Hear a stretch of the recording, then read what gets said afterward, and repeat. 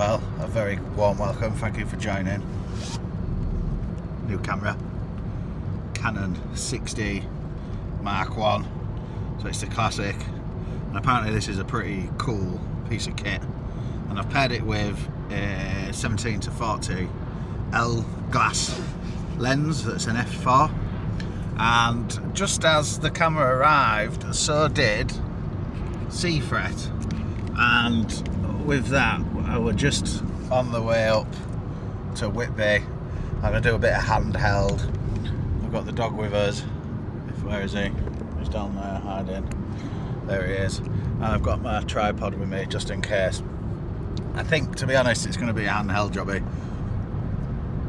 Really excited. Not had C-fret for a very long time, and the first day that I'm excited about a camera, the weather gods have given me exactly what I want.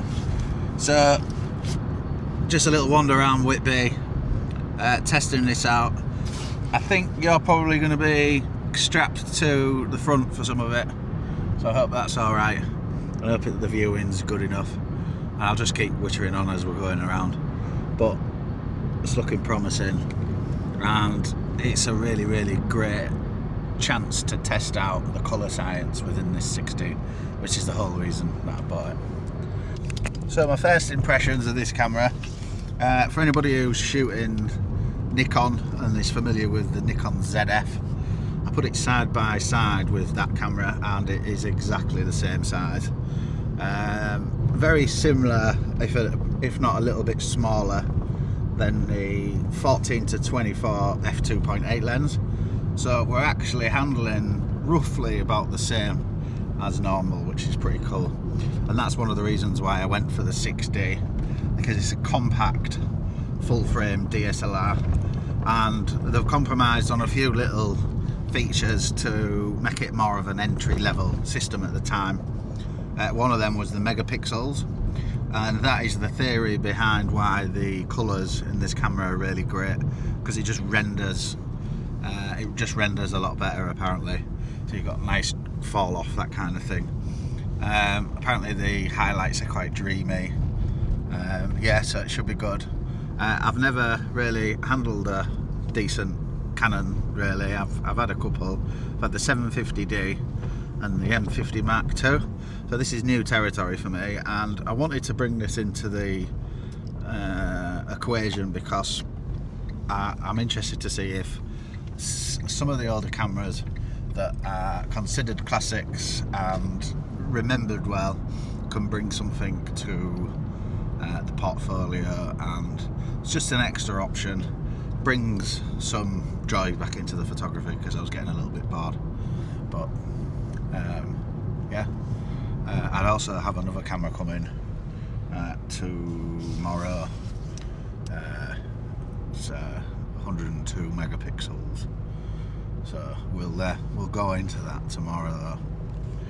So there'll be videos coming, but I need to try my best to stick to me 1 month with this. But I'm gonna find that very challenging, I think.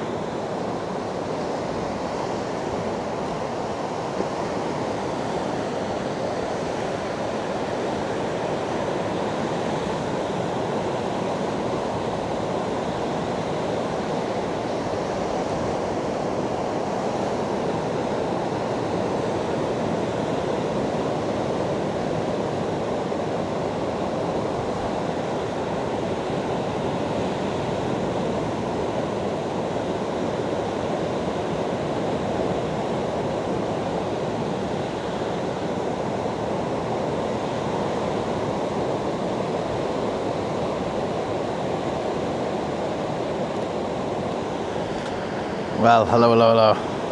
So we're just had a little wander down to the beach, and I have found a nice little scene So far, first impressions, lovely little camera. It reminds me as to why I fell in love with photography when I first became what I am now, obsessed with this craft. And I think the reasoning behind that is the older cameras. They're simplistic. You look through the viewfinder and you enter into a world that is attached to the current one, if that makes sense. Whereas when you are using a digital viewfinder, you're somehow separated and you're getting feedback that's not entirely correct. Whereas when you're looking through one of these, you're straight through here, and on the viewfinder is a mirror, and it's absolutely beautiful. Really dead easy, really satisfying sound of the clicker. Let me just so we're having a few issues with the microphone. For some reason my Action 4 keeps disconnecting, so I've just had to reset it. Second time I've had to do that, but yeah, I'll figure out what's going on with that, but how annoying. Yeah, so first impressions of the camera, it's really nice. I've just had a few test shots as I was walking down, and I have done a let's have a look. I've done a little test shot here. I think we're on the right thingy. So what you have to do with these old cameras is do a test shot just to make sure everything's where it is. It does give you the histogram, and it gives you a live histogram, but it's not very reliable. So I first did a 2-second, and we've got currently on it a CPL, a Nissi Jetmag CPL, and 10 stop. So nice, lovely, creamy water. 10 seconds. It's just that sort of water at the moment that's really minimal. So yeah, that's basically what I'm doing. So I've made sure this is in the middle, so we're not blowing any highlights. This is the live thingy, but it's absolutely useless. Don't know if you can see any of that. No. And I don't know how to do shutter delay. So yeah, lots of working out. But it's a really, really enjoyable experience. It's got a satisfying sound and a nice ergonomics and all the rest of it. So I'm quite happy. I'm going to work out how to do a 5-second delay. There we go, found it. So nearly got my feet wet while I was concentrating. But yeah, so we've got it on a 2-second now, and it's just literally one button there. Well, it's really useful because all your buttons are out here. Whereas usually you have to go into menus and stuff. They've really, really well thought out this camera. Right, so we measured the exposure before. 8 seconds, f8, and yeah, 2-second delay. Doing it. That needs to focus first. There we go. Cool. Yeah, it's quite handy to hear the sounds when you're not familiar with the camera, so that's pretty cool. But yeah, I'll pop that on screen.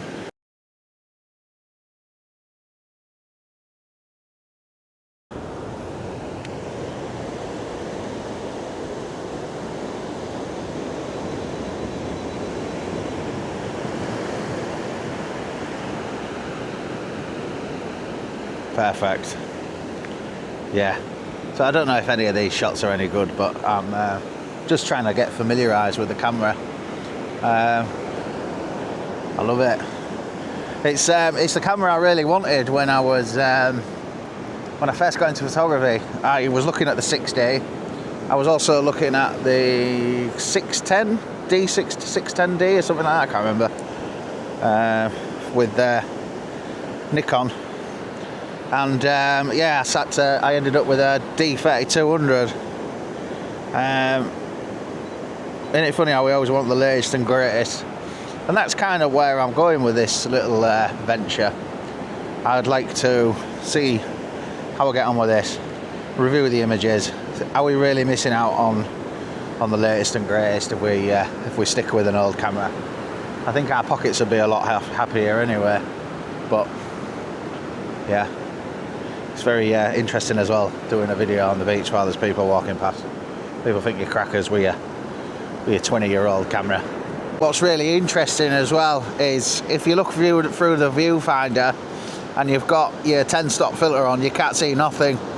So you've got to rely on the back of your screen, because viewfinders are no-go. Because obviously you're wearing the world's best shades, aren't you, at that ND.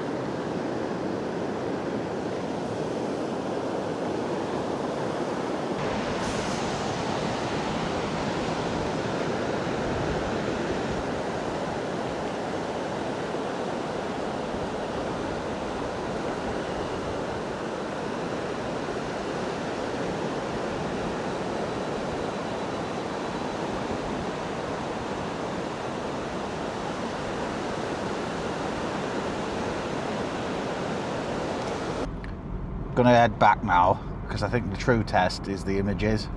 Now, it doesn't matter what the experience is like, if the images are pap, rubbish, not very good, whatever you want to call it, then that's game over. But just reviewing them on the back of the screen, what I've noticed is the colours look really accurate. I don't know if that's just the screen or if the files are going to be very accurate, but to be in the right ballpark with the colours is really important, and that idea really excites me. Handling, it's a little bit fiddly. It's going to take a lot of getting used to. It's an enjoyable experience, but I think once you get used to the camera it becomes second nature, doesn't it? So that's what we're hoping, and it'll just be like the other cameras, a bit of an extension to your arm sort of thing. Couple of fiddly little bits. You do really feel the lack of focus points. That's definitely a negative. That's actually gotten in the way a few times already. But there is workarounds, so like I said, just push the point here. Hang on. So what I was doing is I was pointing down, because it was the sky that it couldn't focus on. So I was pointing down, half clicking, and then putting it back in position and clicking. That seems to have done the trick. I don't usually like sound on the camera, but because I'm unfamiliar with it, it's actually quite handy, because it's telling you what it's doing. So as it's counting down the 2 seconds, it's giving little beeps. The shutter's lovely, the sound of the shutter's nice. Ergonomics, the camera is absolutely fantastic to hold. It's not too heavy. It fits in the little side pouch just perfectly. Yeah, viewfinder is lovely. It's nice being still connected to the real world instead of looking at a digital screen when you're pointing here. I think that is something that we've really that's a shame we've lost that one. It's all down to the images at the end of the day. If the images are rubbish, it's no good for me. The lens is great. The focal length 17 to 40 I found absolutely fantastic. So usually you get sort of, I mean, I'm used to a 14 to 24, and then I've moved up to a 14 to 30, and that 40 is just absolutely brilliant. It's I can't see myself shooting ever really past 40, and then the next area is sort of 80 to 100. So I could miss out in theory. I could be quite happy with a 17 to 40 and then a 70 to 200, and then that would do me for this setup. But yeah, it's great. Like I said, images. So I'm going to go back to the office, have a little look at the images, and I'll get back with you. Back at the office now. I won't show you my desk because it's criminally, yeah. Really impressed with the images. What strikes me is the quality, considering it's 20 megapixel. You can't pixel peak, but the way that it handles colours is really good. So I took photos of some huts. Let me get it up. I'll pop it on the screen for you now. Don't get me wrong, it's not an amazing image, far from it. That's not what the intention was. It was just to see how it handles colours and how it separates colours. And I don't know whether you can see. So I'll pop on the RAW for you now.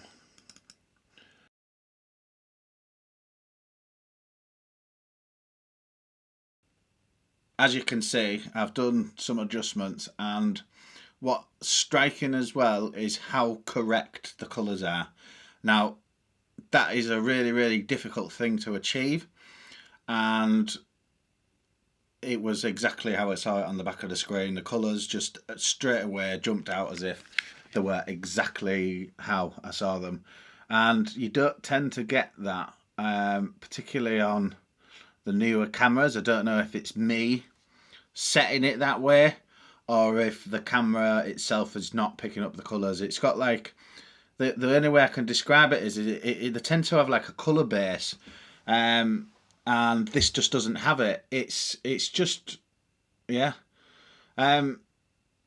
Really happy. It's a really difficult one because using it is a little bit faffy. It's not the most enjoyable experience, but knowing that the images are lovely really, really is going to make the difference with this one. Am I keeping it? Absolutely. So I'm going to put it through its paces over the next month. It was supposed to be a Canon month only, but I have got myself a Fujifilm GFX 100S. So what I think will be really interesting is to do a little bit of a comparison of the Canon and the Fujifilm and the Nikons, and just play around, mess around with different settings and different scenarios and stuff like that, and then see how we go with it. But I'll let the camera do the speaking, and I will catch you in the next video. I just want to say thank you very much for joining me. If you like these videos, do consider subscribing, and I look forward to seeing the next one. Bye for now.